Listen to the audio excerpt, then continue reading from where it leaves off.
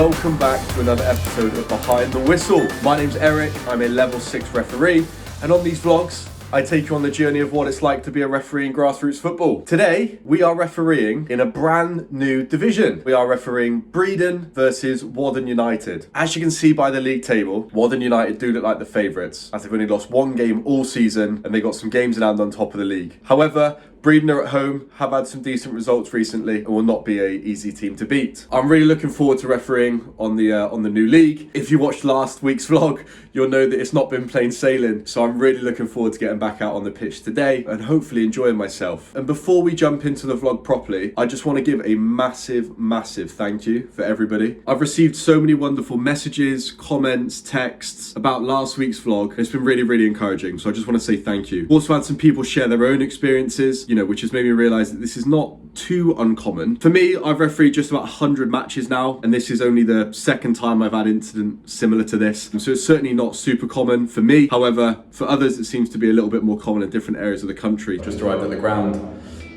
Pitch is firm and bobbly, for sure. It's got a big slope, so gonna have to work hard today, without a doubt.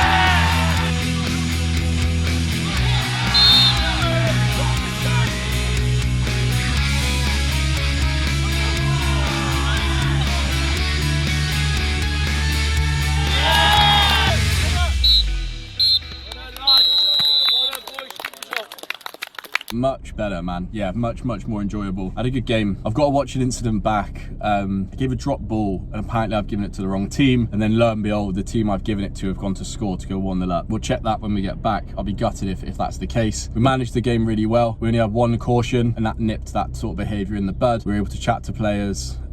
We had like lots of handshakes afterwards. Much more enjoyable. Yeah, I guess if you watched last week's vlog, you'll know how difficult it was. I was thinking about taking a couple of weeks off, but I'm really glad I didn't. I was able to bounce back today and deliver, what I thought was a good performance. I may have made an error on the drop ball. For 99% of the rest of the game, I thought I did well and I was consistent. And I actually had to go through the last 15 minutes with a bloody pulled hamstring, which was not ideal. So I'm gonna have to start working on that a little bit, because I'm 27. I shouldn't be getting injured like that. But yeah, really enjoyed it.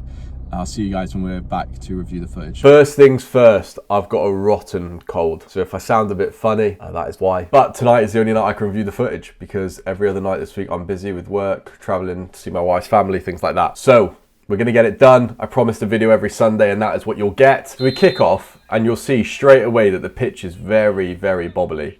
You'll see the ball bouncing around. And this is actually a key thing about this game. So because of that, the whole game the teams resorted to long ball, and that becomes a really key part of the match. End to end, lots of long balls, lots of up and downs. You won't see it on camera really, but the pitch is also on quite a big slope. So yeah, there won't be much football played in this review. It's very long ball, very physical. Still a good one to review nonetheless.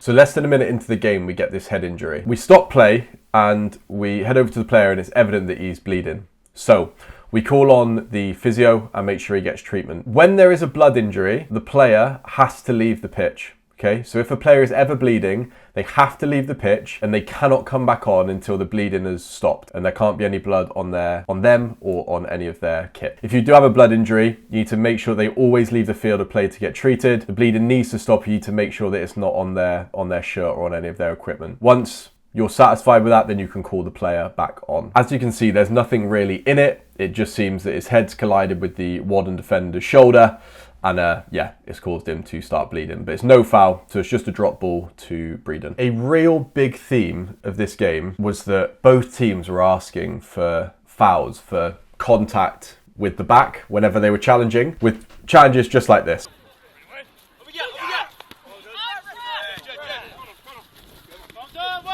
Now, I don't know whether the expectation at the higher levels is different. However, whenever I played, this sort of contact was never ever a foul. This is just all part of footballing contact. Like, it's a contact sport. But you'll see they're always shouting for hands in the back, hands in the back. Now, I'm not sure if I should adjust my tolerance level of contact down to give these as fouls, but for me, if I give these as fouls, we'd never play any football. Like, this constantly happens throughout a match. However, as much as I explained throughout the match that these weren't fouls for me, they kept asking for them. So I'd be interested to know what you think in the comments. Do you guys think these are fouls? Is my tolerance level too high? Yeah, I'd love for you to let me know in the comments below. So we've had a few shouts for these type of fouls, and then this happens.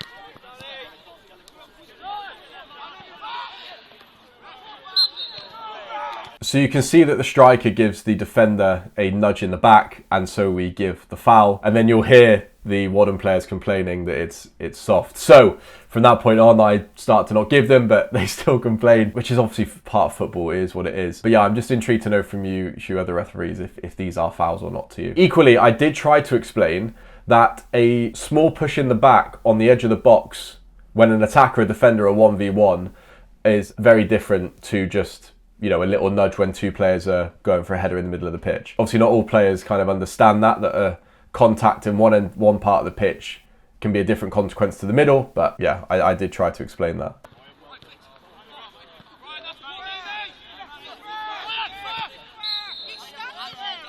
So we give a free kick for the Breeden player holding on to the Wadden midfielder, and then you'll see the Wadden captain and the Breeden player have a little altercation. Now, as you can see, it's very, very brief, but it is cheeky, right? He has just kicked him a little bit. Now, I don't deem this as violent conduct. There's not enough force in that kick for it to be a red card. So that didn't even cross my mind. There's nowhere near enough force for this to be actual violent conduct. You could argue that this is unsporting behaviour, either adopt an aggressive attitude, something along those lines, and you could caution him for it. However, because it's early in the game, I do just have a word with them. But let me know, would you guys be given a yellow card for this? Would you give a red card even? Or would you just have a word as it's early? So here we have a foul, and other than a little pull of the shirt here and a little nudge here, there's really been nothing in the game so far. We're about 20 minutes in, and this is the first real foul that we've had.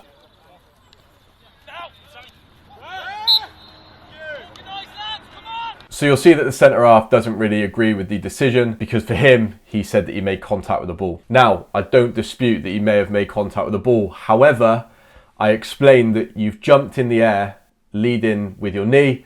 You may have made contact with the ball, but you're not in control of your body. You couldn't stop if you had to. And so, you know, it's borderline playing in a reckless manner. And it could have even been a yellow card. I didn't feel like it needed it. Like I said, the game was played real low temperature so far, so there was no need for a card. Common misconception that just because you make contact with the ball means that it can't be a foul. It can, okay? The way that this guy's gone in means that he can't stop the way he's jumped in towards the player. So for me, this is a foul. He doesn't get enough of the ball for it to warrant playing on. Shortly after, Wadden get a throw in and we get a penalty shout.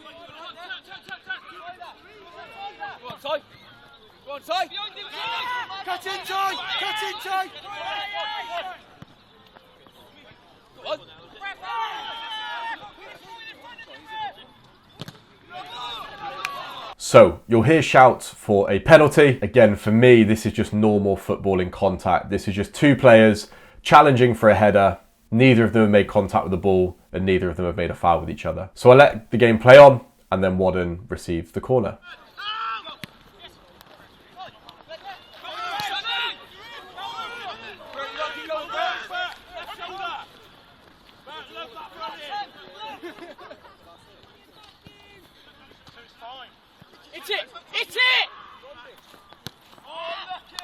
So Breeden go on the counter-attack and nothing comes of it. And after that, you'll see the Wadden captain approach me asking about the penalty decision. You'll see him gesture that the lad has pushed him in the back and that there's been a lot of pushing in the back that are fouls. So I explained to him that you can have your hands on someone's back without pushing them. Having your hands on somebody's back is not a foul. It's only if you push them and impede their movement. And I explained to him, for me, there's not enough contact for it to be a foul, and that this is still a contact sport, and yeah, they're not fouls for me. Also, a little tip that I've picked up since I started refereeing, and honestly it's only really been the past few weeks that I've brought this in, is have a little chat with the player, explain your point, and then start walking away from the situation after you've explained it. So that way the conversation will come to a natural end, as you get too far away and you won't get stuck talking to them. I've definitely made that mistake a few times in the past, and if any of you have been supporting the channel for a little while, you'd have seen that. And so yeah, really happy that I did this. So from the Wadden goal kick, we have a potential own goal.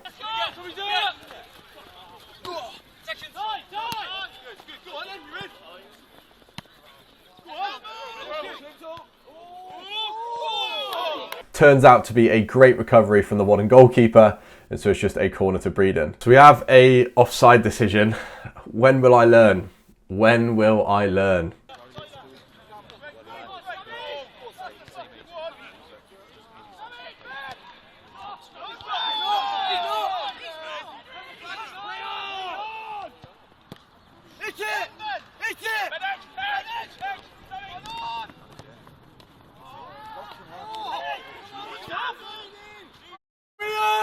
The lino flags for offside. I glance across to look at him and he flags for offside, and it's apparent to me that he's not actually quite up with play. I was 99% sure that the lad is not offside. And as you can see here, the centre half does play him on side on the edge of the box. It's fine for me to overrule the linesman, but again, I absolutely need to make it crystal clear that we're playing on. I pretty much just shake my head and say no, but I don't project it. I don't shout. I don't say no and then turn to put his flag down. So you can see that play stops for a little bit. I do obviously explain to captains that just because the assistant puts their flag up doesn't mean we stop play. But yes, as you see, he's not offside. However, I need to make it more clear that I'm not going with the assistant's decision. 5 minutes before half time, we get a penalty shout for Breeden. Turn!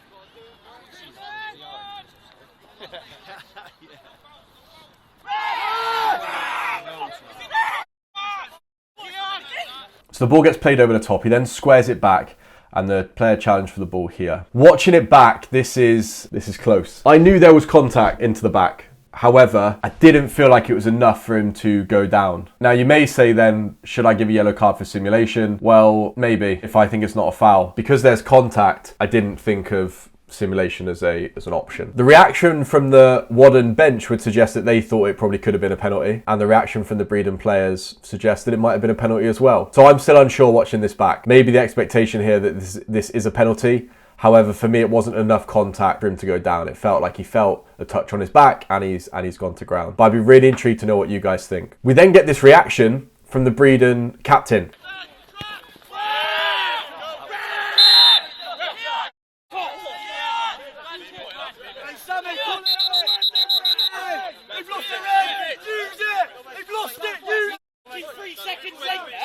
Now, obviously he's made contact late. However, there's no malice in this at all. He's just leant into him. The reaction from the Wadden players, the sub, suggests that there was more in this than there actually was. So you'll see the reaction from the 5 towards the Breeden captain, and this player runs 10-15 yards to push him, is aggressive and then pushes him again. We move away from the situation, and for the first time in my refereeing career, I've used the away, and it worked.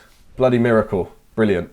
So all the players leave, and then I call the 11 back in, and he's explaining that the lads lay one on him because I haven't given the penalty, and that it's a yellow card. Now I explained to him, for me, the foul wasn't actually a yellow card foul. However, your reaction, coming in and pushing him twice, is not acceptable. He's upset because he says he's protecting his player, but I explained to him that he cannot come in and be aggressive and push people like that. We then nearly forget to show him the yellow card, so we make sure we do that.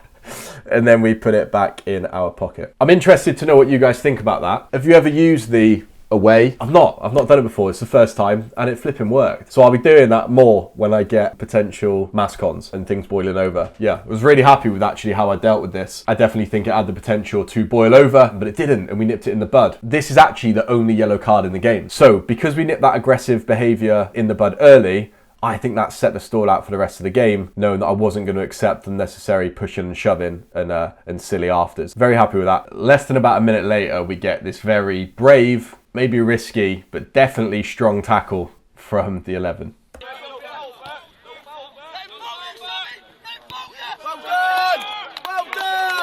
And that is half time. We've had 2 penalty shouts, one of which I'm still unsure of. We've had 1 yellow card, which I'm happy with, and a situation that could have boiled over, but didn't. So we get this situation where they think there is a high foot.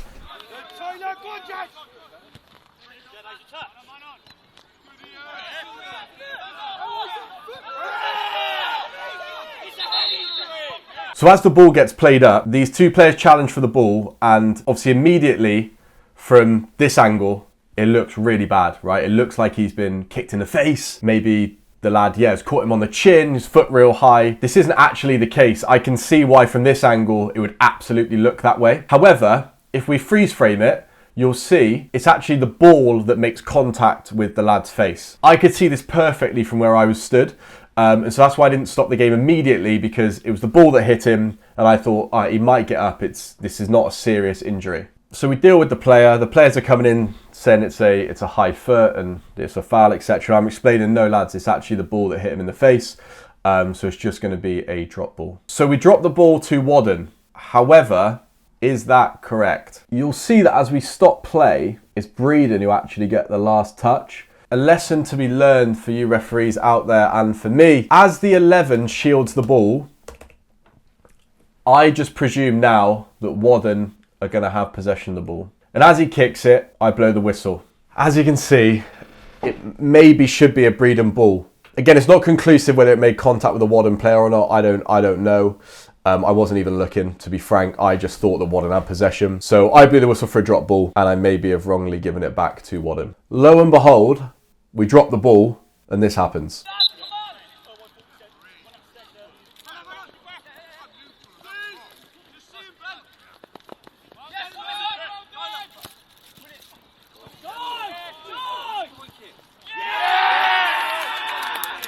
One 0 Wadden.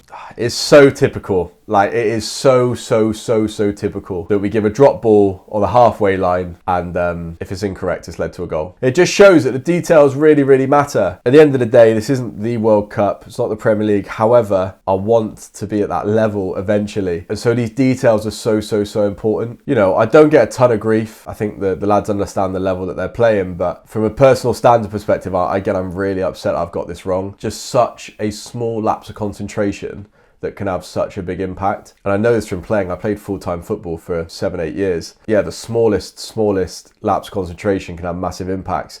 And it's the same as being a referee. So I've got to learn, be 100% sure, whose ball it was. You'll see as we're walking back to the centre circle, that some of the lads are chatting to me, and I'm trying to explain to them why I've given it to Wadden. They're explaining that they did have possession of the ball, and I'm explaining that I didn't see it that way, and if I've got it wrong, then I am very sorry. Because the Wadden lad had gone down, it had come off his face, and then the 11 shielded it, I just presumed that Wadden had possession, but as we can see, it might not be the case, and it's led to a goal. So it's really unfortunate, but again, one to learn from. Here we have a decision for a foul for Breeden on the edge of the box.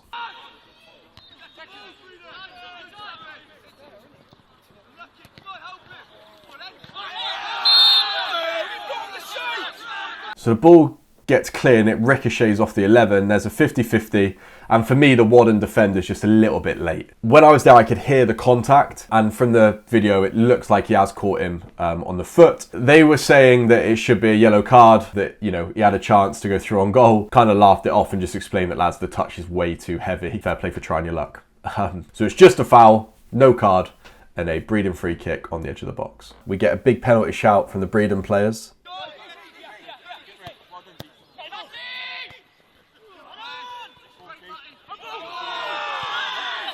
Big shout for handball. We say no pretty quickly. If we take it back, you'll be able to see that leads with his head.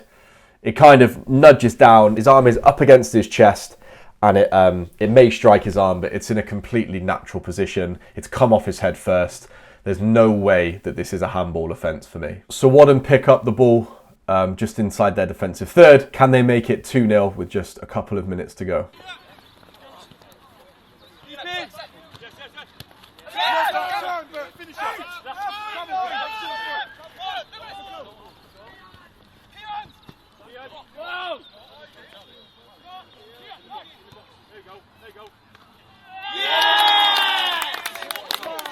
They can.